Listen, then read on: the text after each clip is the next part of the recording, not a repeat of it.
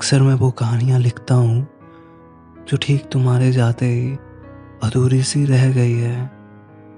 अगर इतना ही परेशान हो गए हो मेरी बातों से तो आओ और ले जाओ अपनी यादों को जो कुछ हिस्सों में मेरे पास रह गई है। यूं तो यादें कितनी अजीब होती है ना कि जिसको याद कर रहे हैं उसे याद भी नहीं कि तुम्हारी यादों से मेरी रातें कट रही है।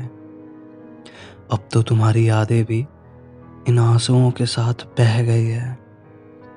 तो आओ और ले जाओ अपनी यादों को जो कुछ हिस्सों में मेरे पास रह गई है। आजकल ये बारिश भी कितनी मतलबी सी है जो जाके सिर्फ तेरे ही शहर में हो रही है। अब क्या बचा है तुम्हारा मेरे पास जो लौटा दूँ तुम्हें। हाँ हाँ, लेकिन वो यादें हैं जो कुछ हिस्सों में मेरे पास रह गई है। तुम्हें जाना ही था और तुम भी वक्त रहते चले गए और जाहिर ये हो रहा है कि शायद तुम्हारे लौट आने की आस रह गई है।